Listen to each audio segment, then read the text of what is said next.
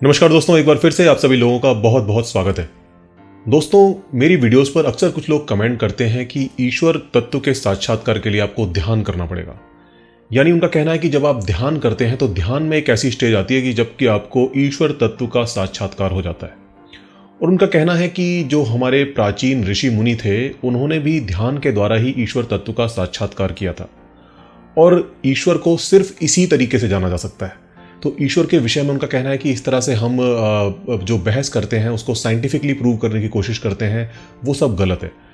असल में हमको करना क्या है कि हम ध्यान करें। जब हम ध्यान करेंगे तो हमें ईश्वर तत्व का साक्षात्कार खुद ही हो जाएगा। उनका कहना है कि ईश्वर को किसी भी तरह ऑब्जेक्टिवली नहीं जाना जा सकता। ईश्वर एक अनुभव है जिसको कि आपको स्वयं ही करना होगा, और इसको आप किसी भी तरह साइंटिफिकली, जैसे साइंस जो होती है वो ऑब्जेक्टिवली चीज़ों को प्रूव करती है, तो उस तरह से आप ईश्वर को प्रूव नहीं कर सकते। ये एक एक्सपीरियंस है जो कि आपको खुद ही करना होगा।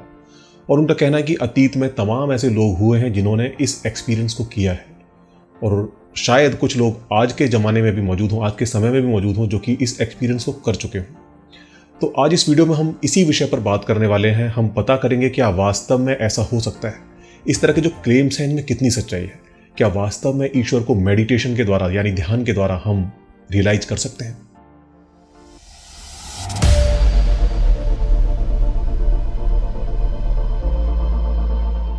इससे पहले कि मैं इस विषय पर बात करूं, यहां पर एक चीज मैं क्लियर कर देना चाहता हूं, क्योंकि मैं जानता हूं कि कुछ लोग आएंगे यहां पर और कमेंट्स में मेडिटेशन के फायदे बताने लगेंगे।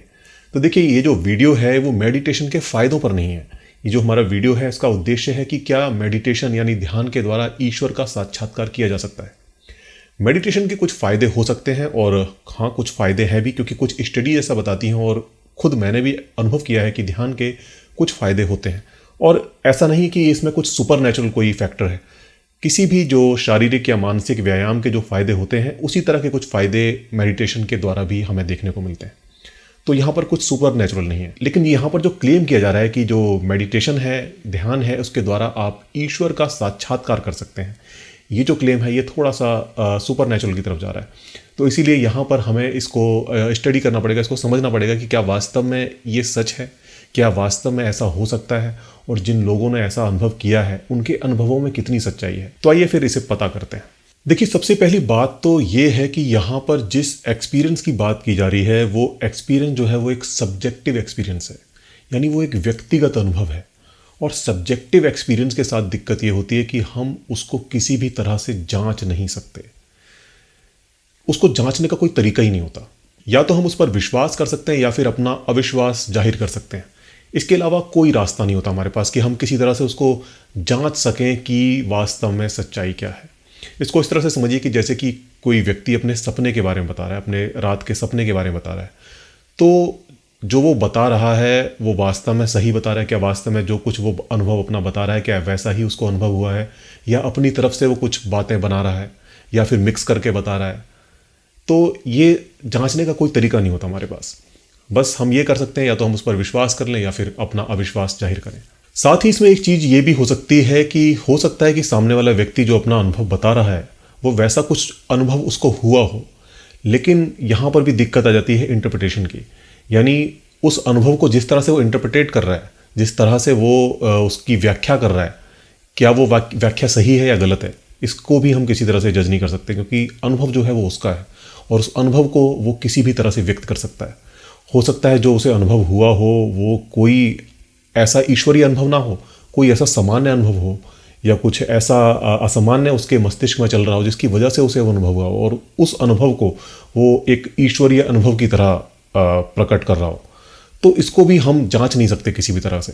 मनोविज्ञान हमें बताता है कि कुछ ऐसी कंडीशंस होती हैं, कुछ ऐसे रोग होते हैं जिसमें कि व्यक्ति को कई बार कुछ ऐसे अनुभव होते हैं जो कि वास्तविक नहीं होते।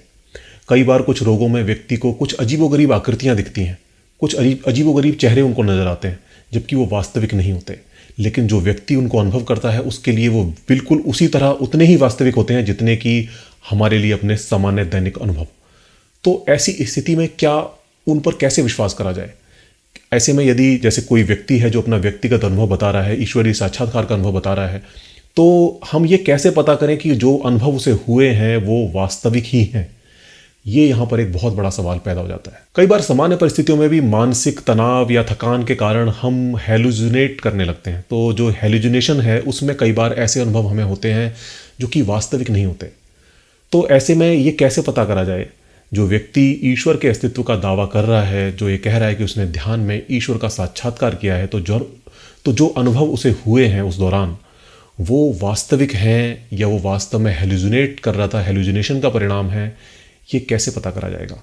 आमतौर पर आप लोगों ने ऐसा देखा होगा कि वो लोग जिनकी कि अपने धर्म और ईश्वर में गहरी आस्था होती है, वो सामान्य घटनाओं को भी ईश्वरीय घटनाएं समझ लेते हैं।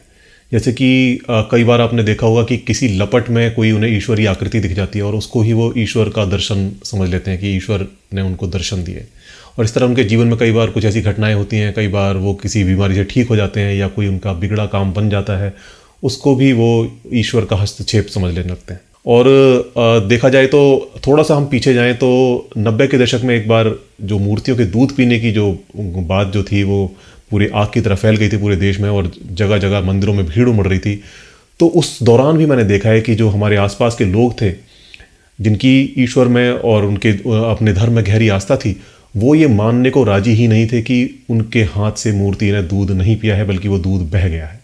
उनका पूरी तरह से विश्वास था कि उन्होंने वास्तव में दूध मूर्ति को पिलाया है। तो ऐसी स्थिति में जबकि लोग इतने ज़्यादा डिल्यूजन में हैं, इतने ज़्यादा अपने आस्था में घुसे हुए हैं, तो ऐसे लोग यदि ध्यान में बैठते हैं और उनको कुछ ऐसा अनुभव होता है जो कि उनके सामान्य दैनिक अनुभवों से थोड़ा सा अलग है, तो क्या वे उस अनुभव को ही ईश्वरीय अनुभव नहीं समझ सकते? बिल्कुल ऐसा हो सकता है। कुल मिलाकर कहने का मतलब है कि ध्यान के दौरान जो भी अनुभव आपको हुआ है, जो भी एक्सपीरियंस आपने किया है, वो एक्सपीरियंस ईश्वरीय ही है। वो जो आपको अनुभव हुआ है वो वास्तव में ईश्वर का साक्षात्कार ही था। ये कैसे पता चलेगा? ये पता करना दूसरों के लिए तो मुश्किल है ही, ये स्वयं आपके लिए भी उतना ही मुश्किल है।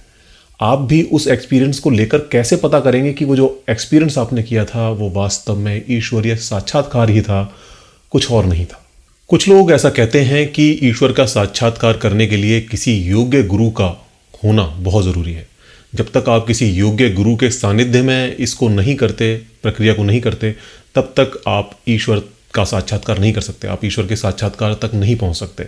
लेकिन अब यहाँ पर फिर एक नई समस्या खड़ी हो जाती है कि वो जो योग्य गुरु है उसकी पहचान कैसे हो? कैसे पता चले कि भाई ये जो व्यक्ति है वास्तव में ये योग्य है, गुरु है? जो गुरु है उसके लिए सबसे पहली जो चीज़ है वो यही है कि उसने स्वयं वो अनुभव किया हो। लेकिन उसने स्वयं ये अनुभव किया है और वो अनुभव जो भी उसने किया है वो वास्तव में ईश्वर का साक्षात्कार ही था, ये पता करने का तो कोई भी साधन नहीं है। कैसे पता करेंगे आप कि जो व्यक्ति है वो भले ही कितना ही प्रभावशाली लग रहा हो, आपको लगता हो कि कितना ही ज़्यादा उसको नॉलेज है या जो कुछ भी है, लेकिन वास्तव में वो ईश्वरीय साक्षात्कार कर चुका है, ईश्वर का साक्षात्कार कर चुका है, इसको कैसे पता करेंगे? हो सकता है आप सोच रहे हो कि पता करने का एक तरीका ये हो सकता है कि हम पता करें कि भाई और लोगों को, कितने लोगों को उसने ये साक्षात्कार करवाया है, तो उन लोगों से पता करके हम ये कंफर्म कर सकते हैं कि ये वास्तव में सच्चा गुरु है। लेकिन अब यहाँ पर फिर एक पेंच है कि जो लोग ऐसा कह रहे हैं कि उन्होंने ईश्वर का साक्षात्कार किया है इस गुरु के सानिध्य में, उन्होंने जो एक्सपीरियंस किया है वो वास्तव में ईश्वरीय साक्षात्कार ही था या कुछ और था, ये कैसे पता करा जाएगा? और यहाँ पर एक चीज़ और देखने में आती है, कोई भी गुरु ऐसा नहीं कहता कि आपको इस टाइम पीरियड के अंदर वो ईश्वर का साक्षात्कार करा देगा। आमतौर पर गुरु जो है आपको ऐसा कहते हुए मिलेंगे कि भैया ये तो बड़ी लंबी प्रक्रिया है, इसमें तो जन्म जन्मांतर लग जाते हैं, तब जाकर कहीं ईश्वर तत्व का साक्षात्कार होता है। आप क्या इतना आसान समझ रहे हो? तो कोई टाइमलाइन ये लोग नहीं देते। जैसे कि बहुत सारे जो हमारे जो इंस्टीट्यूट्स हैं, कई सारे जो परीक्षाओं की तैयारी कराते हैं, वो तक गारंटी लेते हैं कि भाई आपको जो है हम ये एग्ज़ाम क्लियर करा देंगे, लेकिन इस तरह की कोई गारंटी इन गुरुओं के द्वारा नहीं देखने में आती।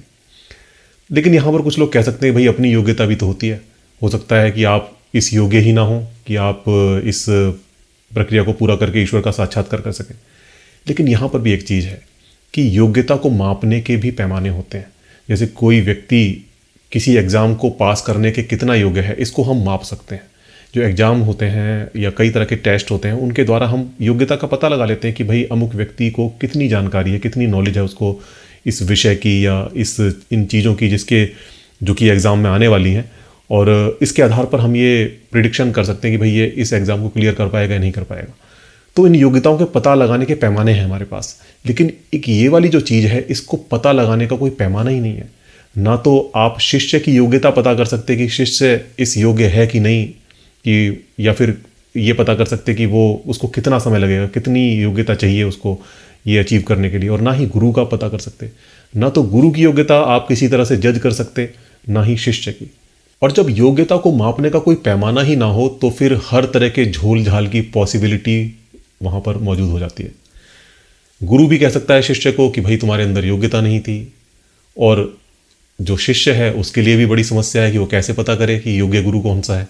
पता चला आपने तो अपना पूरा जीवन इस प्रक्रिया में इन्वेस्ट कर दिया, और जो गुरु था वो अंत में एक टका सा जवाब देके निकल गया कि भैया आप में तो अभी इतनी योग्यता नहीं है, आपको तो अभी कई जन्म लगेंगे। और वो गुरु जिसकी की योग्यता आप जज नहीं कर सकते। मतलब ये बात कोई ऐसा गुरु कहे जिसकी की योग्यता प्रमाणित हो तो फिर भी बात समझ आती है, लेकिन जो गुरु की योग्यता है उसको मापने का तो कोई पैमाना ही नहीं है यहाँ पर। उसके बाद भी वो गुरु अपने शिष्य को ऐसा कह दे कि भाई आप में योग्यता नहीं है, जबकि उसकी खुद की योग्यता को नापने का कोई पैमाना नहीं है। और शिष्य की योग्यता भी कैसे नापी जाए, इसका भी कोई पैमाना नहीं है। तो यहाँ तो सारी चीज़ें हवा में ही हैं। यानी अगर आप ईश्वर का साक्षात्कार करने के उद्देश्य से आप घर से निकलते हैं तो ये पूरी तरह से एक ब्लाइंड गेम है, क्योंकि आपके पास कोई भी ऐसा तरीका नहीं है आप अपने गुरु की योग्यता को जज कर सकें। जैसे कि हम किसी भी इंस्टीट्यूट में दाखिला लेते हैं तो हम पहले पता करते हैं भाई कैसा इंस्टीट्यूट है, क्या उसकी रैंकिंग है, किस तरह का माहौल है वहाँ पर, और क्या वहाँ पर जो पास आउट लोग हैं वो कैसी कैसी जगहों पर हैं। तो ये सब चीज़ें हम पता करते हैं। लेकिन गुरु के मामले में जो इस तरह का जो गुरु है जो कि आपको ईश्वर का साक्षात्कार करा सकता है, उसको पता करने का कोई भी मानक, कोई भी पैमाना हमारे पास नहीं है। तो इस तरह से आप पूरी तरह से एक कह सकते हैं कि आप एक अंधेरे रास्ते पर हैं, जहाँ पर आप कहाँ जा रहे हैं, क्या होने वाला है आगे आपके साथ, उसका कुछ भी पता नहीं है। चलिए हम मान लेते हैं कि ईश्वरीय साक्षात्कार जैसा कोई अनुभव होता होगा, लेकिन ऐसा यदि कोई अनुभव है तो इस अनुभव की हमारे जीवन में क्या उपयोगिता हो सकती है। देखिए, कोई भी जो अनुभव होता है वो अनुभव कुछ ना कुछ ज्ञान लेकर आता है। जो भी हम अनुभव करते हैं उस अनुभव के साथ कुछ ना कुछ ज्ञान आता है, और जो ज्ञान आता है वो हमें इस दुनिया को बेहतर ढंग से समझने में मदद करता है। हम जो भी अनुभव करते हैं अपने दैनिक जीवन में, चाहे वो छोटे से छोटा अनुभव हो, वो कुछ ना कुछ ज्ञान लेकर आता है, और उस ज्ञान के साथ हम इस दुनिया को और बेहतर ढंग से समझ पाते हैं। तो क्या इस अनुभव से, जो ईश्वरीय साक्षात्कार का जो अनुभव है, इसके साथ भी कुछ ना कुछ ज्ञान तो अवश्य ही आता होगा। तो ये जो ज्ञान जो आता है, इस ज्ञान से इस दुनिया का क्या भला हुआ? क्या हमें इस दुनिया के बारे में कोई नई जानकारी हासिल हुई? क्या लोगों का जीवन बदला? और जब हम इस चीज़ को लेकर दृष्टि डालते हैं तो हमें पता चलता है कि ये जो अनुभव जो भी था, इससे जो भी ज्ञान मिला, उस ज्ञान से इस दुनिया के बारे में हमें, हमारी जानकारी में कोई भी वृद्धि नहीं हुई।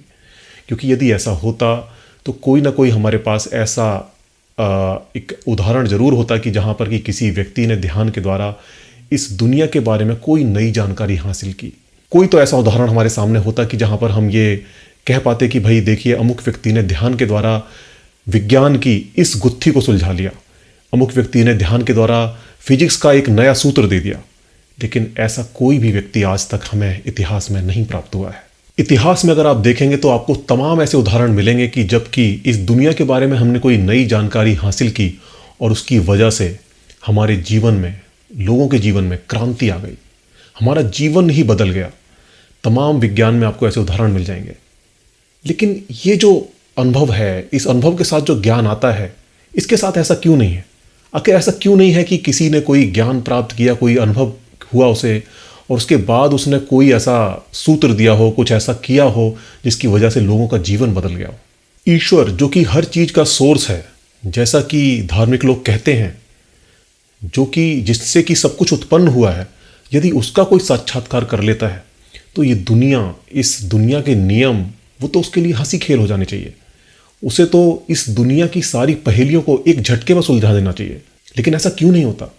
आखिर जो लोग ईश्वर के साक्षात्कार करने का दावा करते हैं वो दुनिया की छोटी छोटी गुत्थियों को भी क्यों नहीं सुलझा पाते? आखिर जो अनुभव उन्हें हुआ है और उस अनुभव के तौर पर जो ज्ञान उन्हें प्राप्त हुआ है वो ज्ञान आखिर यहां काम क्यों नहीं आता?